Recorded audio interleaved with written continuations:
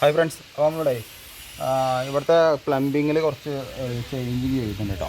വേറെ ഒന്നുമില്ല, ഇവിടെ സ്പ്രിംഗ്ലർ വെക്കുന്നുണ്ട്. അപ്പോൾ ഓൾറെഡി നമ്മൾ അവിടെ ഒരു വാട്ടർ ടാങ്ക് വെച്ചിട്ട് അതിന് കൊടുക്കാമെന്നുള്ള ലെവലാണ് ആദ്യം പ്ലംബ് ചെയ്തപ്പോൾ വെച്ചിട്ടുണ്ടായിരുന്നത്.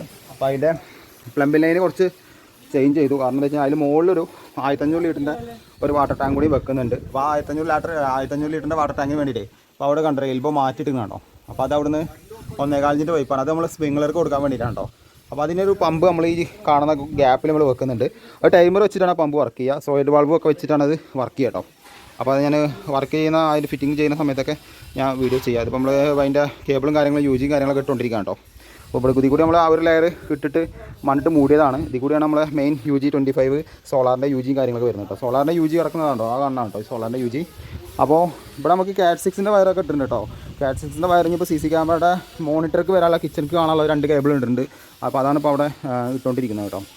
പിന്നെ ഈ കാണുന്നത് സിൻഡെക്സ് ബോക്സ് എന്ന് പറയുന്നത് നമ്മൾ ഇവിടേക്ക് വരുന്ന കേട്ടോ. അതായത് മെയിൻ മോട്ടറിൻ്റെ കാര്യങ്ങളൊക്കെ വരുന്നതാണ്. ഇത് മൊത്തം ഇവിടെ 3 മോട്ടറാണ് ടോട്ടലായിട്ട് വരുന്നത്. അപ്പോൾ 3 മോട്ടറിന് സെപ്പറേറ്റ് RCB വെച്ചിട്ടാണ് ചെയ്യുന്നത്. അപ്പോൾ ഇതിലേക്കുള്ള വയറും കാര്യങ്ങളൊക്കെ ഇതിലെ കൊണ്ടുവരണം കേട്ടോ. അപ്പോൾ ഒരു CAT 6ൻ്റെ വയർ ഒന്നുകൂടി നമുക്ക് ചെയ്യാണ്ട്, കാരണം സ്പ്രിംഗ്ലറിന് ഓട്ടോമാറ്റിക് ടാങ്ക് ചെയ്യുന്നുണ്ട്. അപ്പോൾ അതിൻ്റെ കൂടി നമ്മൾ കേബിൾ അതിൽ വലിക്കുന്നുണ്ട് കേട്ടോ. അപ്പോൾ ഇതെല്ലാം കഴിഞ്ഞിട്ട് ഞാൻ വീഡിയോയിൽ കാണിച്ചു തരാം കേട്ടോ. അപ്പോൾ നമ്മൾ അന്ന് പ്ലംബിംഗ് ലൈൻ അടിച്ച് പോയതാണ്.